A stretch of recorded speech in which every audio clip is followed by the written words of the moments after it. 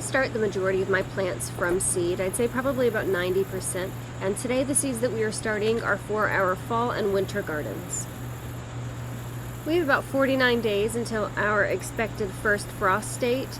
This year it's expected to be on November 2nd. And there are still plenty of plants that we can grow throughout fall, and many that'll even survive the winter.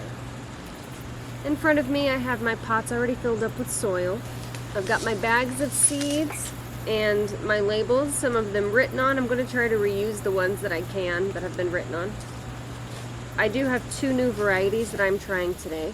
A Catskill Brussels sprout and a DeSico broccoli. I have a bunch of different varieties of these things, but I like to try new things. This is herbs. Do you see a bag labeled brassicas? Brassicas? Yeah, it might be on the edge of the, it might be right there. Yes, thank you. The fall garden is probably my favorite of all the gardens. The heat has chilled out. The pests are way less than they would be in the spring and in the summer. So it makes the garden way more manageable. Less heat, less pests.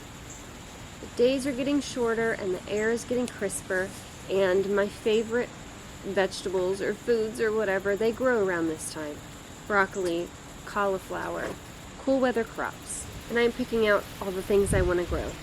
I am limited on space as we are still working on the garden, and I have about 12, I think it's 12 beds that I can use. So I'm not going to heavy sow like I did earlier this year, and frankly didn't even have the space to plant a lot of the stuff. I'll show you a lot of dying plants in just a little while. What's this for? I might actually. What are you doing? I'm writing the names. Okay. Salad mix, chili radish, and microgreens. Okay. I'm writing the last one now.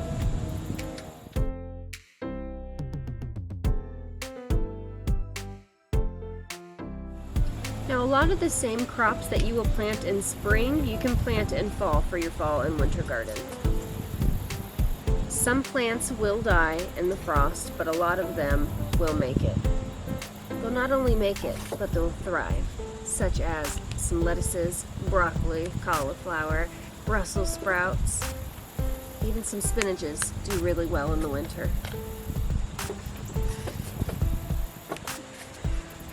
I am putting about 5 or 6 seeds in each of the pots. I don't want to overwhelm it, but I want to be able to put enough in each pot that if only 2 or 3 germinate, that's still 2 or 3, and it's not just a wasted pot of wasted soil. I'm going to be planting some microgreens, a salad greens mix, and some chili radishes. Oh, remember the radishes have to go directly into the bed. Yes, I know that. Okay. And you don't really, with microgreens, you don't have to worry about the spacing. You just heavy sow them on top.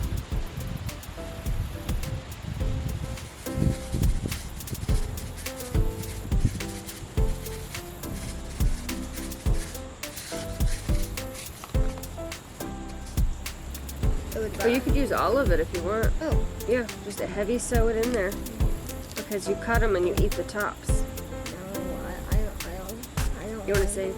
That's okay if you do. I want more. Next year I want to go some more. How much were these? $2. It's just a bunch of brassica seeds. Oh, it's way too much. Oh. What was that? It was a melter. Oh, Mom, you got this from Dollar General. This is Dollar General stuff. Mm-hmm. Then you're going to go get a little bit of soil and just gently sprinkle some soil over the top. You could, it might be easy if you take it with you and then put it on the table. Now that we have these microgreens planted, I'm going to sprinkle a bit of soil on top of them. And then in 10 to 15 days, we should see sprouts.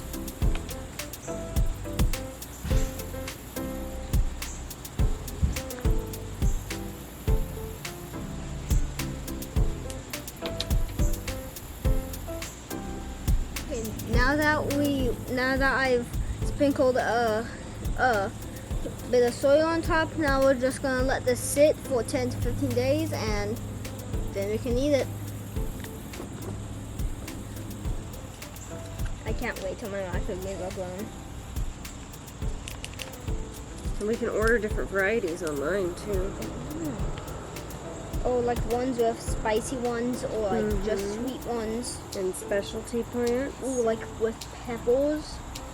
Well, usually microgreens are brassicas. Lettuces, spinach, cabbage, broccolis. Things like that. Okay. Yeah. Oh, wait, so this is basically a microgreen? This is basically a microgreen, except... Well, yeah, the difference between microgreens and regular plants is that you just cut the microgreens when they're young and you just eat the green from the top. Yeah. Or you could let it grow and get big and it would just be a regular plant. And the wed. You can also eat the wed. The red. Yeah. Yeah, there's red plants. See? Red leaves. Oh yeah, the purple. Yeah, the spicy ones. Uh-huh. eBay. You can look on eBay. You're gonna find better varieties at like Baker Creek or Johnny's Seeds or Botanical Interests. Red deal tongue leaf lettuce seeds. That sounds funny. Look. It's a romaine. Oh. Organic broccoli micrograin seeds. $144 it can go up to? Yeah, they can be expensive. I would not pay that for 25 seeds. Absolutely not. It's $1, but it can go up to 144. Ooh, okay. I found one with 1,000 plus seeds. It's $3.59.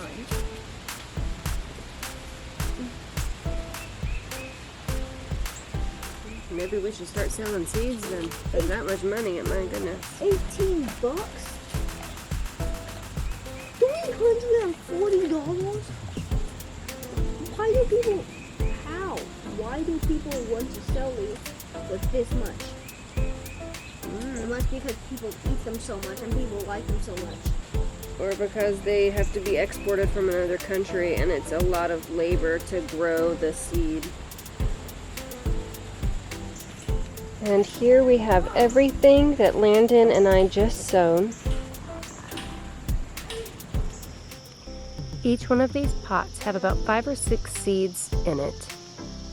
We have herbs and lettuces, cabbage, broccoli, Brussels sprouts, arugulas, I mean, you name it. Many varieties of many varieties.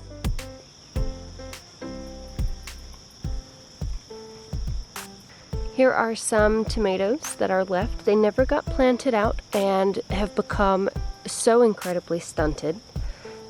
That is what a stunted tomato looks like. I'm going to plant the cinnamon basil out probably today. I need to clean some beds. We've got more stunted tomato plants, stunted peppers, dead tomato plants.